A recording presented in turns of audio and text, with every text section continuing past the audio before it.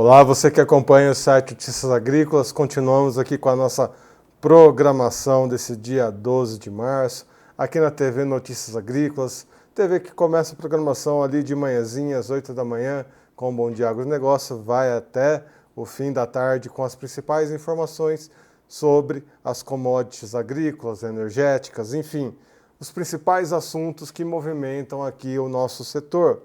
Agora vamos falar sobre o mercado de petróleo. O mercado de petróleo que hoje sobe forte. Testando aí, acabou de passar o maio aqui para US$ 71 o barril, ou seja, aquela volatilidade acontecendo, principalmente por tensões geopolíticas.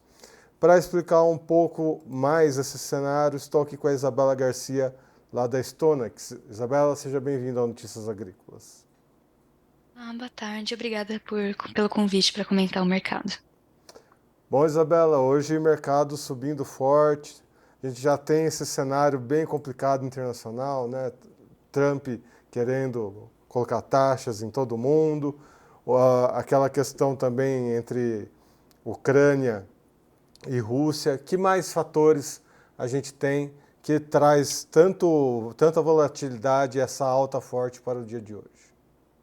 Então, comentando um pouquinho sobre a alta de hoje e um pouquinho da de ontem também, o que a gente vê é o mercado se recuperando daquele praticamente tombo que levou no final de fevereiro, né, com o anúncio de que a OPEP ia aumentar a produção de petróleo, e que não era antecipado pelo mercado. Eles achavam que teria um novo adiamento dessa retomada da produção e acabou ressignificando mais, uma oferta maior de petróleo no momento que a demanda global está muito instável, se não se tem perspectivas muito positivas.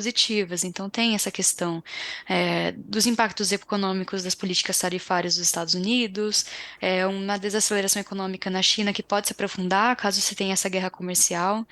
é, e aí você teve essa queda muito forte no final de fevereiro e começo de março, e a gente começa a observar nesses últimos dias uma leve recuperação dos ânimos, né? Então você tem o enfraquecimento do dólar, né, do dólar index no mercado internacional, o que acaba aumentando, favorecendo ativos que são considerados arriscados, inclusive o petróleo. E o que a gente vê hoje que tem funcionado essa alta é o cenário do mercado norte-americano, que foi apresentado pelo Departamento de Energia do país hoje. É um relatório semanal e que nessa semana especificamente movimentou bastante o mercado, porque sinalizou que o consumo de combustíveis e de petróleo na maior economia do mundo segue bastante, vem bastante alto, ou seja, se tem uma demanda muito maior de combustíveis, de gasolina, de diesel, do que era antecipado e que reforça a percepção de uma economia pelo menos resiliente, né, e contrasta um pouco com essas perspectivas mais negativas do cenário do mercado de petróleo norte-americano, e aí acaba realmente apoiando essa alta maior ao longo do dia, de mais de 2%. Bom, isso é um ponto importante para a gente entender, né? Porque algumas questões, né, abriam dúvidas até mesmo sobre como ficaria as questões da economia americana, se ia ter, né, questão de inflação por causa das taxas, enfim, como que ficaria todo o consumo dentro dos Estados Unidos. A princípio, o que a gente pode dizer nesses primeiros momentos, né? A guerra comercial, apesar de ter dado seus primeiros passos, o Trump às vezes vai para frente, às vezes ele retorna em algumas questões. O mercado ainda está tentando entender esse efeito Trump ou podemos dizer que isso já está, de certa forma, compreendido pelo mercado? Eu acho que a política de Donald Trump, a administração, ainda tem uma influência muito grande sobre a movimentação de preços, porque ainda é muito incerto exatamente quando essas taxas serão aplicadas, quais os produtos, e o mercado tenta se antecipar a qualquer notícia possível e tenta precificar nos menores rumores que surgem ao longo do dia. Então é muito provável que esse vai e vem das falas do presidente americano sigam influenciando bastante o preço do petróleo. Tanto porque o petróleo, ele tem influência própria do próprio mercado, de oferta e demanda, dos principais consumidores e ofertantes, claro, mas também tem uma influência muito grande do mercado mais amplo, né, macroeconomia.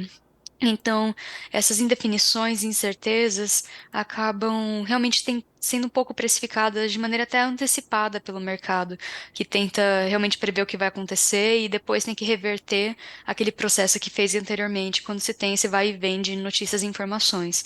Então, é muito possível que até realmente se tenha uma adaptação maior a essa nova administração, que os preços continuem bastante sensíveis às notícias que saem da Casa Branca. Bom, outra questão que eu vi alguns comentários, né, aí já lá pro Oriente Médio, né? Oriente Médio, pegando também Israel, enfim, toda aquela região que tem várias problemáticas acontecendo ali. Rebeldes, né, comentando que voltariam a atacar navios israelenses pela questão de Gaza. Ou seja, a gente já viu, né, essa escalada das tensões ali mexerem no mercado do petróleo. Por enquanto são boatos, alguns comentários de alguns analistas que eu vejo aqui pela internet, enfim. Mas o que de fato a gente tem aí de tensão lá naquela região que possa mexer de novo? A gente já pode colocar isso no radar também? O Oriente Médio é uma região muito sensível para o mercado de petróleo por conta da concentração de produtores por ali e dos fluxos, né, de petróleo que são exportados de lá para a Ásia, para a Europa, enfim. Então, essa tensão que se tem ali entre Israel, a faixa de Gaza e outros agentes que acabam envolvendo nesse conflito, elas podem trazer complicações logísticas e maior instabilidade ali naquela região que já tem um histórico de ser mais instável, né? Então, claro que isso pode eventualmente impactar os preços no petróleo na medida que essas ameaças se concretizem e voltem a tornar difícil o tráfego de navios, especialmente navios de petróleo, mas navios em geral ali pela região, né? E então continua chamando bastante atenção, exatamente porque se tem muitos perigos daquele conflito acabar englobando maior número de agentes que aí sim impacta diretamente a produção de petróleo, né? E isso é algo que com certeza continua no radar.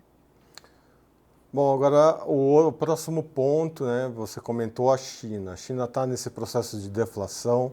O que significa isso, né? As pessoas consomem menos, né, lá dentro do mercado chinês. E isso faz com que, né, não movimente tanto o mercado. E agora a gente tem essa questão da tarifa de aço, alumínio, metais em geral. E isso acho que é um ponto que a gente precisa adicionar aqui, porque uma das questões que estava afetando a China é exatamente a construção civil, as indústrias. Essa demanda industrial chinesa estava patinando ali ao longo do ano passado. Diante dessas informações, dessas tarifas, né, que pode pegar em cheio esses setores, a gente continua vendo uma China patinando ao longo de 2025, influenciando no mercado? A China é um assunto bastante delicado, porque não se sabe exatamente como essas políticas de estímulo do governo, que vêm sendo anunciadas desde o ano passado, vão ser realmente efetivas para estimular a demanda interna. Vale destacar que a China é um país com uma população muito grande, então o consumo interno ele é muito importante, o consumo das famílias é muito importante para a dinâmica de crescimento econômico, especialmente desses setores de construção civil, claro, também. Mas o que a gente vê quando se tem essa ameaça de tarifas é um baque em outro setor que também foi muito importante para que a China alcançasse suas metas de crescimento ano passado, que era o setor exportador. Então, você tem essas duas frentes que a guerra comercial pode atrapalhar os planos da China ao longo desse ano. Tanto por encarecer ou tornar mais difícil o desempenho das indústrias e do consumo interno do país, né, essa menor confiança ali internamente, tanto pelas exportações que foram o principal driver do crescimento chinês ao longo do ano passado. E poderia ser afetado não só pelas tarifas, né, trocadas com os Estados Unidos, mas também com a União Europeia e Canadá e outros agentes, né, que são importantes para a balança comercial e pelo comércio internacional com a China. Isso tende a impactar o mercado de petróleo porque a demanda chinesa e a demanda global de petróleo como um todo e de combustíveis está muito atrelada ao desempenho econômico. Então, geralmente, quando se tem uma economia crescendo mais, a demanda por petróleo costuma também acompanhar esse crescimento exatamente pelo uso de combustíveis no setor de transporte industrial. Então, quando se tem a China, que é um dos maiores consumidores globais de petróleo, tendo uma desaceleração por mais um ano e dificuldade de crescimento, isso se reflete no mercado de petróleo e é aprofundado quando se tem a questão de substituição tecnológica de combustíveis. Então, a gente vê o aumento da eletrificação da economia, não só de veículos elétricos, mas da economia como um todo. E aí acaba migrando esse consumo de petróleo potencial para outras fontes, né, como carvão, gás natural e renováveis, né, na malha elétrica. Então, se tem essas pressões sobre o mercado de petróleo chinês que chamam bastante atenção exatamente pelo peso que a China tem sobre a demanda global e pelo crescimento da demanda global esperado para 2025. Agora, para o Brasil. O Brasil, semana passada, comentando aqui sobre o mercado do petróleo, a gente até passou por aquele momento que nem você comentou, né? Os preços estavam em queda, combinando com o dólar em queda, ou seja, a gente via ali uma questão de preços internos, né, para os combustíveis, até pegando ali o limite dos preços internacionais. Pode ter chegado algum momento ter ficado até mais alto do que os preços internacionais, mas foi tão rápido agora o petróleo voltando, né, aos preços de 70 dólares, 71, só que o dólar ainda continua ali na casa dos seus 5,80. Para o Brasil, a gente vê alguma diferença nos preços, né, colocando essas coisas na balança? No final das contas, vamos ver alguma diferença para o consumidor final nas bombas de combustível? Eu acredito que o consumidor final sente mais as mudanças de preço quando a Petrobras faz um reajuste do preço dela para distribuidoras, ou seja, quando você tem uma mudança mesmo da Petrobras, que é a maior fornecedora, sobre o diesel e sobre a gasolina.